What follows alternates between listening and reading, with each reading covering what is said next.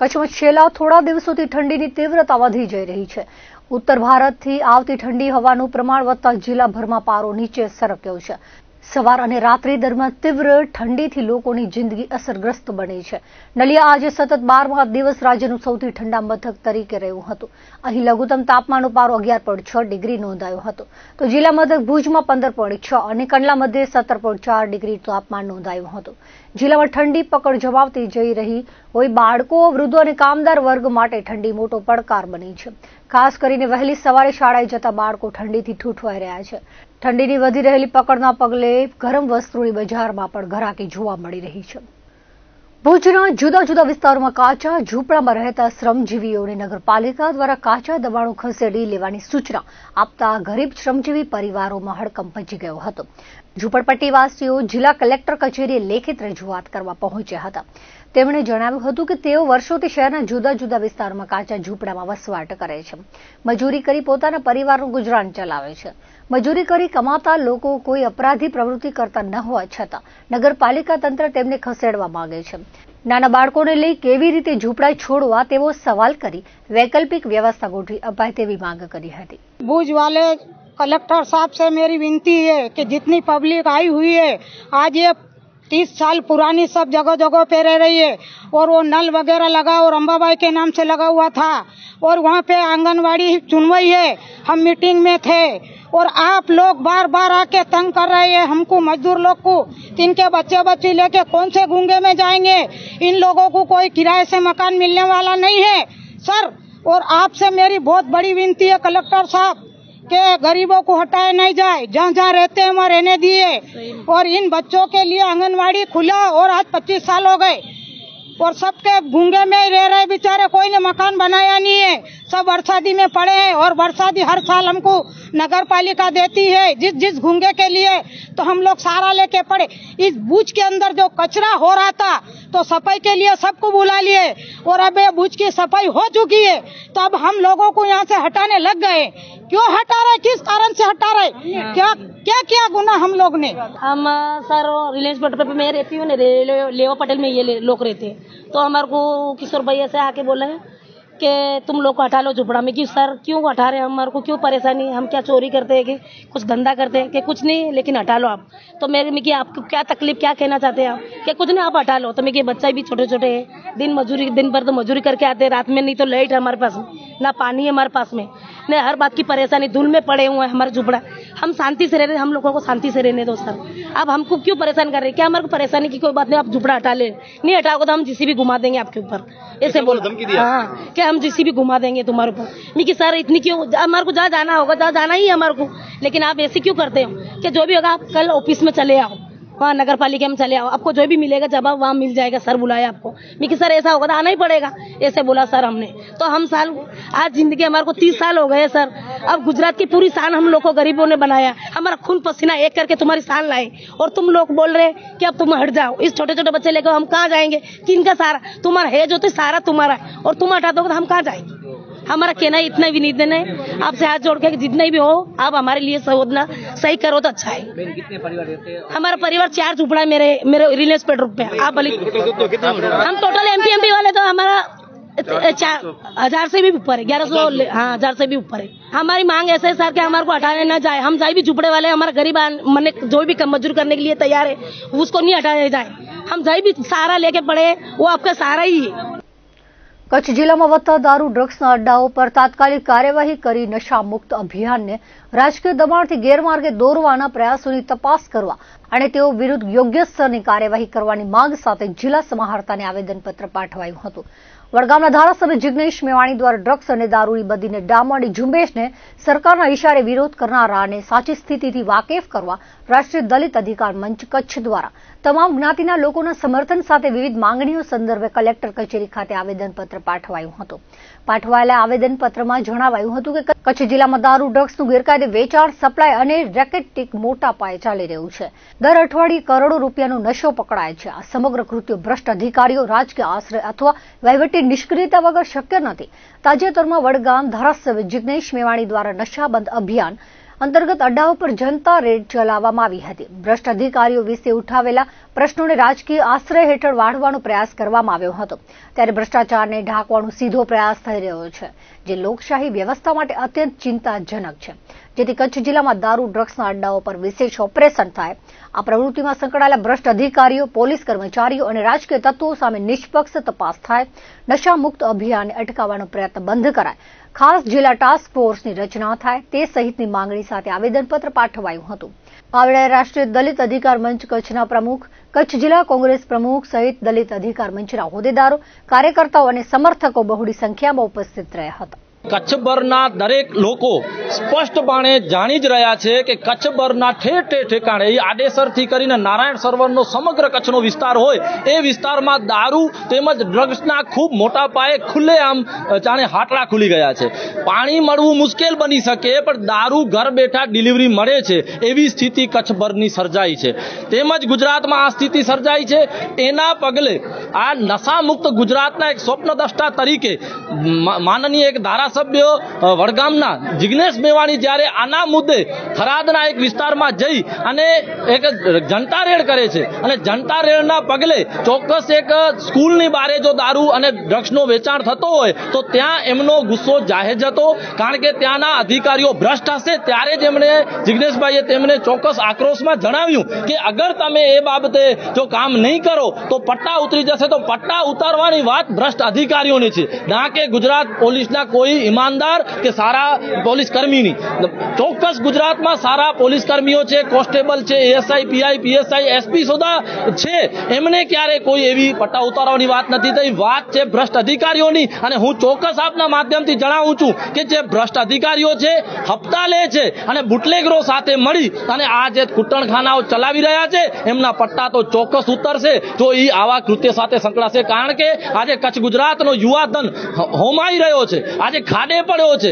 એ આજે દિવસે ને દિવસે સમાજની પરિસ્થિતિ દૂષણના ભાગરૂપે ખૂબ ખરાબ થઈ રહી છે. ત્યારે અહીંયા સંગઠનના દરેક આગેવાનો અને જે જોડાયા એમની એક જ વાત છે કે અહીંયા મહિલાઓની પણ એક જ વાત છે કે જો પોલીસ દારૂ બંધ ન કરાવી શકતી હોય તો કચ્છભરમાં ચાલતા દરેક હાટલાઓ બંધ કરાવવા હવે અમે ખુદ નીકળવાના છીએ અને ચોક્કસ ઠેર ઠેર ઠેકાણે જનતા રેડ થશે. ગુજરાત એસટી નિવૃત્ત કર્મચારી સંઘ ભુજ વિભાગ દ્વારા વડાપ્રધાન મોદી વતી જિલ્લા વહીવટીતંત્રને આવેદનપત્ર પાઠવી ઈપીડી 95 સમુદાયના નિવૃત્ત કર્મચારીઓના પેન્શનમાં વધારો કરવા માંગ કરવામાં આવી છે. આવેદનપત્રમાં જણાવાયું છે કે ઈપીડી 95ના અંદાજિત 80 લાખ નિવૃત્તોને મહિને ₹1000નું નજીવું પેન્શન અપાય છે. આ આવકમાં એક મહિનો ગુજરાન ચલાવવું અશક્ય છે. નિવૃત્ત કર્મચારીઓ છેલ્લા 10 વર્ષથી ઈપીએફડી બોર્ડ અને સરકાર સમક્ષ રજૂઆતો કરી રહ્યા છે, છતાં કોઈ સુધારો કરવામાં આવ્યો નથી. નિવૃત્ત પેન્શનરોને ₹7,500 પેન્શન અપાવી યાતનાથી મુક્તિ અપાવવા માંગ કરી હતી. આવેદન વેળાએ સંઘના પ્રમુખ સહિતના હાજર રહ્યા હતા. ગુજરાત એસટી નિગમના નિવૃત્ત કર્મચારી સંઘ કચ્છ દ્વારા જિલ્લાભરના તમામ એસટીના નિવૃત્ત કર્મચારીઓ પોતાના ઓછા પેન્શન મળતા હોય એની લાગણી માનનીય શ્રી વડાપ્રધાન સમક્ષ મોકલવા માટે કચ્છ જિલ્લાના આદરણીય કલેક્ટર સાહેબને લેખિતમાં આવેદનપત્ર આપવામાં આવ્યું છે. આ અન્વયે જણાવવાનું એટલું જ કે સમગ્ર દેશમાં અંદાજિત 80 લાખ જેટલા ઈપીએફ 95 સ્કીમમાં જોડાયેલા નિવૃત્ત કર્મચારીઓ છે, જેમાં અંદાજિત 40 લાખ જેટલા નિવૃત્ત કર્મચારીઓને 1000 કે તેથી ઓછું પેન્શન મળે છે. ખરેખર વિચારવાની બાબત છે કે 1000 રૂપિયામાં નિવૃત્ત પતિ પત્ની એનું જીવન ચલાવી શકે. આ અમારી વેદના માનનીય શ્રી કલેક્ટર સાહેબ સમક્ષ અમે લેખિતમાં રજૂ કરી છે અને એમણે ખૂબ જ લાગણીભર્યા શબ્દોમાં એમણે પોતાનો પ્રતિભાવ કવરિંગ લેટરમાં સાથે મોકલી અને આદરણીય મુખ્ય વડાપ્રધાન સમક્ષ મોકલવાની એ પ્રક્રિયા કરશે. અત્યારે મિનિમમ શું છે કે 1000, 800, 700 એ મેં અગાઉ કીધું એમ લગભગ 41 લાખ જેટલા માણસો જે છે 1000 કે તેથી ઓછું વેતન પેન્શન મેળવે છે અને વધુમાં વધુ પેન્શન અત્યાર સુધી 4,200 જેટલું મળે છે. તો એ પણ વિચારવાની બાબત છે કે મેક્સિમમ પેન્શનની રકમ ₹4200-4500, તો એ પણ યોગ્ય છે ખરેખર. તો એ યોગ્ય કરતા, અને ખરેખર મોટી વસ્તુ એ છે કે સરકારે જે હવે 9,000નું અત્યારે તાજેતરમાં જ એવો ઠરાવ પસાર કર્યો છે કે બોર્ડ નિગમના કર્મચારીઓને 9,000નું પેન્શન આપવામાં આવશે, એ પણ મિનિમમ. તો ખરેખર EPFના જે અમારા જેવા એસટીના રાત દિવસ નોકરી કરી અને ઉતરતી અવસ્થામાં જો આ પરિસ્થિતિ અને આ વેદના જો અંતિમ ક્ષણો સુધી જ રાખવાની કે કેમ, હવે આ પડઘો અમે અમારો અવાજ દિલ્હી સુધી મોકલવા માટે માનનીય કલેક્ટરશ્રી પાસે આવેલ હતા.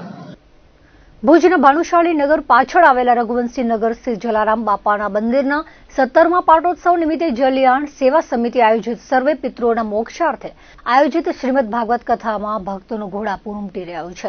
કથાના આજે અંતિમ દિવસે વક્તા દ્વારા સુંદર શૈલીમાં ભક્તોની કથાનું રસપાન કરાવાયું હતું. વાત્સલ્ય ધામ જૂનાગઢના શાસ્ત્રી કૃષ્ણ વલ્લભદાસજી સ્વામીના વ્યાસાસને આયોજિત શ્રીમદ ભાગવત કથા અનેરો રંગ જમાવી રહી છે. 21 નવેમ્બરે કથાનો પ્રારંભ થયો હતો. કથા દરમિયાન શ્રી રામકૃષ્ણ જન્મોત્સવ, નંદ મહોત્સવ, માખણ લીલા, આનંદો ગરબો, વેણુનાદ, રાસોત્સવ, ગોવર્ધન લીલા સહિતના ધાર્મિક કાર્યક્રમોની ધામધૂમથી ઉજવણી કરવામાં આવી હતી. તેમજ આજે કથામાં અંતિમ દિવસે વક્તા શાસ્ત્રી કૃષ્ણ વલ્લભદાસજી સ્વામીએ સુદામાના ચરિત્ર અંગે સુંદર વક્તવ્ય આપ્યું હતું. રૂક્ષ્મણી વિવાહની ધામધૂમથી ઉજવણી કરવામાં આવી હતી. જલિયાણ સેવા સમિતિના પ્રમુખ ભરત રાણાએ જણાવ્યું હતું કે જલારામ બાપા મંદિરના 17મા પાટોત્સવ નિમિત્તે જલિયાણ સેવા સમિતિ દ્વારા સર્વે પિતૃઓના મોક્ષાર્થે ભાગવત કથાનું આયોજન કરવામાં આવ્યું છે. કથા મહોત્સવમાં વિવિધ દાતાઓનો પણ સહયોગ પ્રાપ્ત થયો છે. કથા દરમિયાન સંતવાણી ઉપરાંત જલારામ બાપાના જીવન ચરિત્ર નાટ્ય રૂપાંતર બાપા દયાળુ ગ્રુપ ગઢસીસાના બાળ કલાકાર દ્વારા રજૂ કરવામાં આવ્યું હતું. સમિતિના સભ્યો આગેવાનોએ સહયોગ આપ્યો હતો. જલારામ શ્રીમદ ભાગવત જ્ઞાન સેવાનું આયોજન કરેલું છે. આજે 6ઠ્ઠા દિવસમાં આપણે પ્રવેશ્યા છીએ. ગઈકાલે આપણે ધામધૂમથી સર્વ ભક્તો સાથે મળી કૃષ્ણ જન્મની ઉજવણી કરી. રાશિના સંતવાણીનો પ્રોગ્રામ ભુજ રહેવાસી ભાઈ બહેનો જલારામના સત્સંગ મંડળની ભાગવત કથાનું 28 તારીખના સવારે 9 કલાકે હોમ હવન, 11 સુધી મહાપ્રસાદ